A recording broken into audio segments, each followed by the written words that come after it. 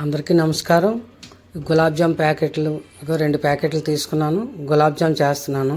తయారయ్యే విధానం మీకు చూపిస్తాను, చూడండి. ఇగో కట్ చేసి వేసుకొని కొద్దిగా వాటర్ వేసుకొని కలుపుకోవాలి. ఇది కలిపేశాక ఇగో వేస్తున్నాను, ప్యాకెట్ కట్ చేసి వేస్తున్నాను. వేసిన తర్వాతను వాటర్ వేసుకొని ఇది కలుపుకోవాలి.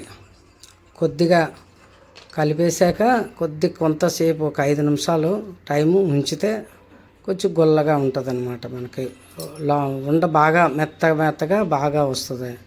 ఇక అంతా కలిసిపోయిన తర్వాతను ఇది ఒక 5 నిమిషాలు పక్కన పెట్టుకుంటే మంచిదే. నేనైతే చేసేస్తున్నాను, అంటే నాకు ఇంకా పాకం అయిపోయిందని చేసేస్తున్నాను. కానీ పక్కన పెట్టుకుంటే బాగుంటుంది. ఇది కొంతసేపు పక్కన పెట్టుకొని మూత పెట్టేసుకొని ఉంచుకుంటే సరిపోతుంది అన్నమాట. 5 నిమిషాలు పోయిన తర్వాత చేసుకుంటే ఆ ఉండ మంచి గుల్లగా వస్తుంది. ఇదిగో చేస్తున్నాను. ఈ చిన్న సైజ్ చేసినా కూడా దానిలో వేస్తే చక్కగా ఆయిల్లో వేసిన తర్వాత రిఫైండ్ ఆయిల్లో వేస్తే బాగుంటుంది. దానిలోను నెయ్యిలోను కూడా వేపుకోవచ్చు. ఒక చిన్న ఉండ చేసి దాన్ని అలా అన్నీ చేసేసుకొని పక్కన పెట్టేసుకున్న తర్వాత అయిపోయిన తర్వాత ఇప్పుడు ఆయిల్లో వేపేయడమే. పొయ్యి దగ్గర తీసుకెళ్ళి ఆయిల్లో వేపుతాను, చూపిస్తాను, చూడండి. ఇగో పాకం పట్టేస్తున్నాను. తేనె మరిగిపోయిన తర్వాతను పక్కన పెట్టేసుకోవాలి. ఇగో ఒక లోటా వాటర్ 1.5 కేజీ తేనెకి పెట్టానన్నమాట. 2 ప్యాకెట్లకి 1.5 కేజీ అయినా వేసుకున్నా సరిపోతుంది. నేను 1.5 కేజీ వేసాను. 1.5 కేజీ వేస్తే తేనె కరెక్ట్గా అన్నిటికీ కూడా వస్తుంది. యాలకి పొడి వేస్తున్నాను. యాలకి పొడి వేసిన తర్వాతను కొద్దిగా చల్లారిన తర్వాత నిమ్మరసం కూడా వేయచ్చు, ఎందుకంటే తోడుకోకుండా ఉంటుంది అన్నమాట. చిన్న నిమ్మరసం ఒక 4 చుక్కలు నిమ్మరసం వేసి చల్లారేకిన తర్వాత పక్కన పెట్టాలి. ఇది చల్లారే వరకు మాత్రం అవి అయితే మాత్రం బాల్స్ అవి వేపేసి గులాబ్ జామ్ వేపి దానిలో వేయకూడదు, విడిపోతుంది. కొద్దిగా చల్లార్చాల, పక్కన పెట్టేసుకొని చల్లార్చుకుంటే అది తేనె బాగా లాగుతుంది. అదే కానీ వేడిగా ఉన్నప్పుడు వేసేసామనుకో మొత్తం విడిపోతాయి.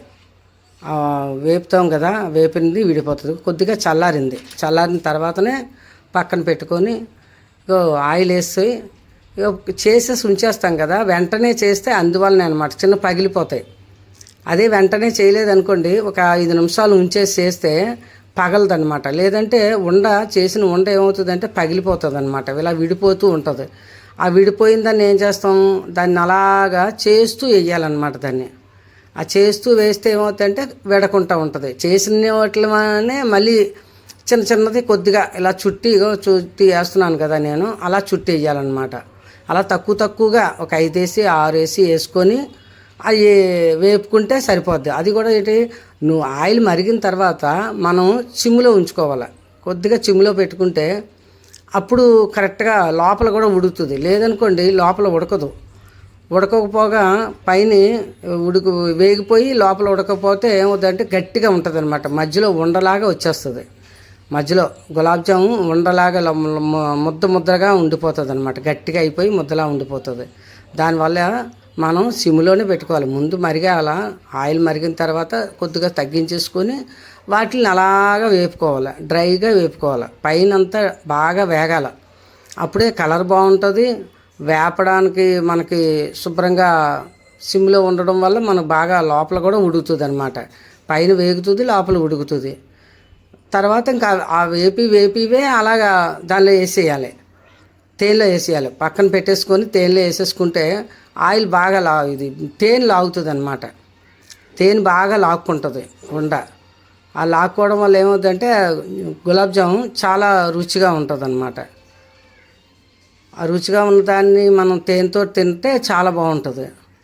అందువల్ల అలాగే వేపేసి దాన్ని గులాబ్ జాముని ఆ తేనెలో వేసేస్తానమాట. చూడండి, అలాగా అది వేగుతూ ఉంటుంది.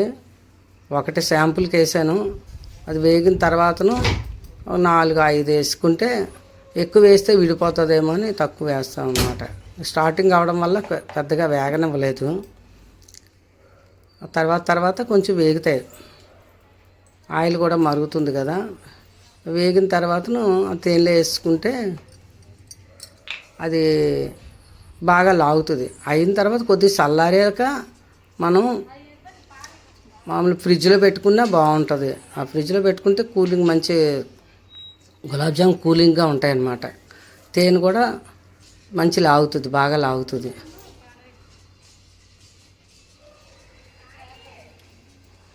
సిమ్లోనే పెట్టుకొని ఉంచుకోవాలి. ఎక్కువగా అయితే ఏమవుతుందంటే బ్లాక్ వచ్చేస్తుంది, లోపల ఉడకదు. సిమ్లో ఉంచుకొని దాన్ని అలాగా వేగచ్చాక అప్పుడు ఆ తేనెలో వేస్తే సరిపోద్ది. ఇగో కలర్ ఈ కలర్లో వస్తే ఆ తేనెలో వేసేసరికి మంచి కలర్ వస్తుంది. ఇగో తీస్తున్నాను కదా, ఆ కలర్లోనే అయిపోయింది. అయిపోయిన తర్వాత దాన్ని చిన్నదే నిమ్మరసం ముందే తేనెలోనే వేసుకుంటే సరిపోతుంది. నేనైతే వేయలేదు, కానీ చిన్నది వేస్తే తోడుకోదన్నమాట, ఆ తేనె తోడుకోదు కదా. బాగుంటుంది, చాలా బాగుంటుంది. ట్రై చేయండి, షేర్ చేయండి, సబ్స్క్రైబ్ చేయండి, లైక్ చేయండి. ఈ అమ్మమ్మ ముచ్చట్లకి మీరు సపోర్ట్గా ఉండండి.